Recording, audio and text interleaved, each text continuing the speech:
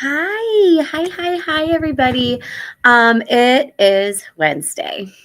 Wow. That's great, isn't it? It's great news. I'm happy to hang out tonight. Go ahead and grab what you need to get comfortable, and I'll see you back here in about 30 seconds.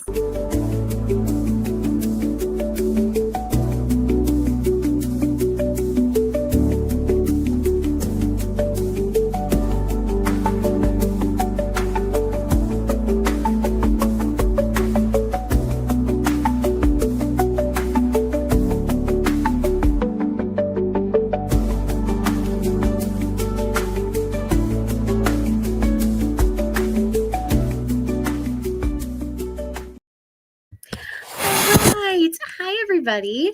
I am not in my normal location for my live stream today because I wanted to show you guys. I was on a webinar earlier this week with Alicia, and I was like, oh, I should go and show and grab these guys. But I've got new foster puppies. And they're so cute. And they're just so fun. So I am hanging out with y'all tonight while I hang out with my fosters. I figure we all need puppy love, right? So hi, this guy, his name is Moshulu. I call him Moshu.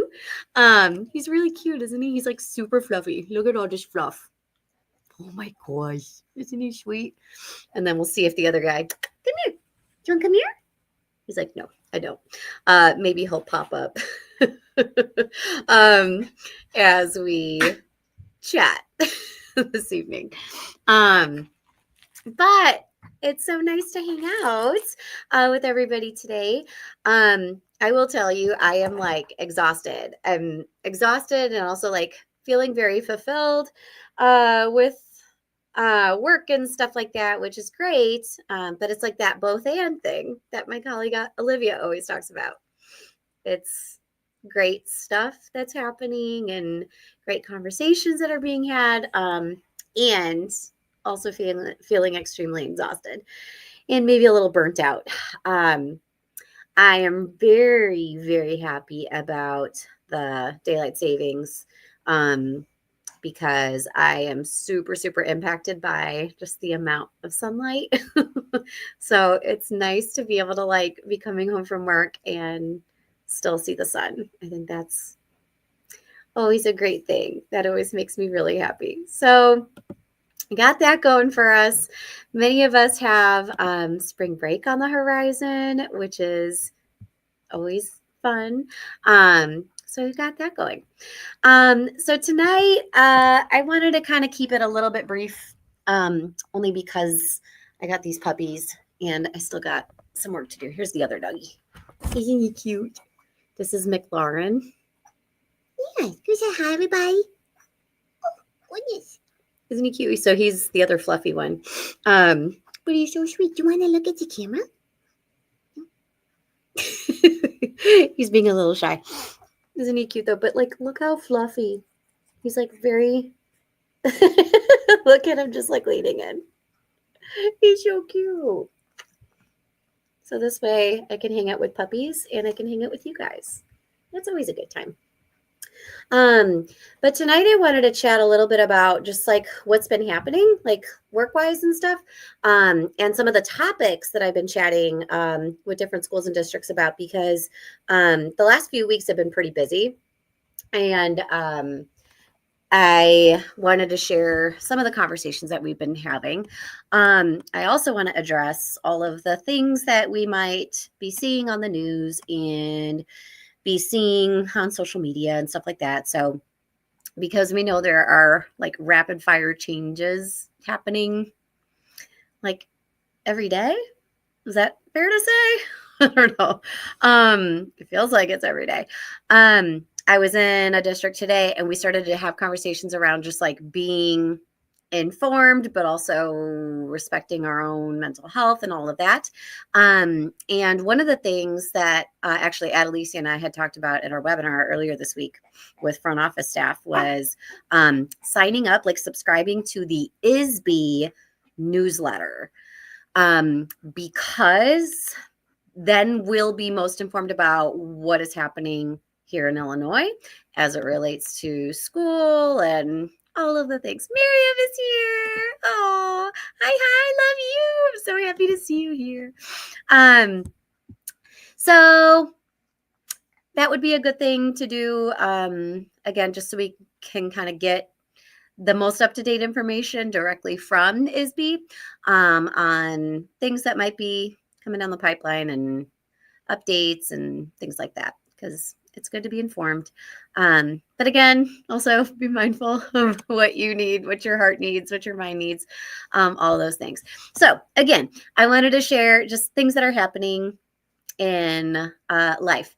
So, and I can't even keep my days straight. I don't know. It's just that time of year, I guess. But a few of the things that we've been chatting about as I've been hopping around to different schools and districts. Yesterday, I had a lot of fun. I was in 2 different high school campuses, and we were talking about assessment for multilingual learners. And actually, it was really fun because we were able to go through the 3rd edition of Margot Gottlieb's book, Assessment for Multilingual Learners. So again, 3rd edition. It's a core one book. It's incredible. And what's great about that resource is there's so many templates. So I love a resource where it says, like, here's the thing, here's what it is. Let's give an explanation for it. And then here's a few examples of how this might look in practice. So those templates can absolutely be used like as they are, or they can totally be taken as like inspo. And then we kind of design our own around that. But we had some good dialogues around different formative assessments and different summative assessments. And one of the questions that I get asked a lot, and maybe you do too, if you are the ML teacher, is like, well, do we modify assessments? And the answer is it's nuanced. Like we can't just give like one direct blanket answer. It depends on the purpose of the assessment. It depends on what type of assessment it is, depends on students' proficiency level. And then the scaffolds or the enhancements that we provide to students on those assessments would also very much depend on purpose of assessment, testing environment even, and then student proficiency level in English and or their heritage language. So I had shared at this particular district 2 different like examples of like lenses that you might take as you are, if you are asked to, or if you are providing either a modified assessment or I call linguistically enhanced assessment. And so the one that's modified would be really more like newcomer facing. And that might include things like more blank space on the page. That might include things like partial or full translations. I think sometimes we get into a mindset or like a misunderstanding that like we have to have a whole test translated. That's not always the case. And in fact, sometimes it's not the scaffold we want it to be. Especially in those moments where we don't quite know a student's heritage language literacy level. Many times we don't have like a way to check that, right? And so sometimes those like, oh, I'll just translate it. It's not quite the scaffold that we think it is. If the student is in 11th grade and they are taking a physics assessment, I might take portions of the questions, and maybe if I share that heritage language, I can go ahead and type it out if I have got the time for that, or I can run it through an AI translator with the little caveat that says this might not be accurate because it was used with an AI tool. Those always have errors. So I could just do a few little pieces of an assessment. I don't have to do the whole thing. But again, if it was like an 11th grade student, I don't have to do it at an 11th grade translation level. In fact, what I would likely do is bump it down a few grade levels and translate that, because The translation in this case was desired to be like an additional entry point into the understanding of like what the assessment is asking. So it's not necessary for it to be a grade level equivalent. Again, especially if I don't have any way of knowing that student's heritage language literacy proficiency level. So we had some good conversations about that. We also spent some time talking about different types of rubrics. And in one of the groups, we spent some time looking at, if you Google it, you'll see it right away. The Cult of Pedagogy blog is amazing. It's so good. There's so many good things in there. But there was a blog post that kind of talked about the three different types of rubrics, not the three, but three different types of rubrics. One is a holistic, one is an analytical, and one is a 1-point rubric. So we had some conversations about what that could look like and like benefits and disadvantages of each one.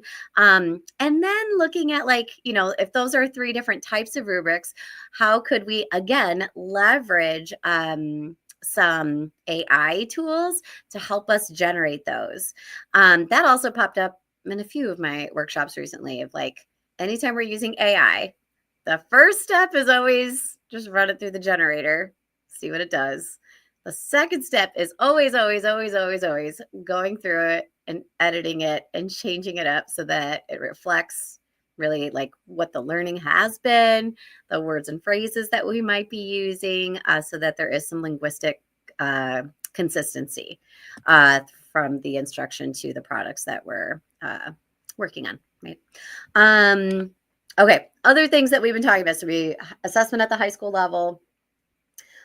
We spent a brief amount of time chatting about zero policies and retake policies. So I'm actually very curious if you are joining us live tonight or if you watch this later on and you catch a replay, does your school or district have a formal policy as it relates to retakes of assessments or assigning zeros to students? I'm not going to say there is one magical answer, but some considerations that we might kind of think through and play with is how could those two policies disproportionately impact multilingual students? So that would be something to kind of think through and consider as you reflect on your own district policy. Come here. He's eating like fuzzballs or something. These dogs. They're puppies, right? They put everything in their mouth. They're like toddlers. So assessment at the high school level, that was fun.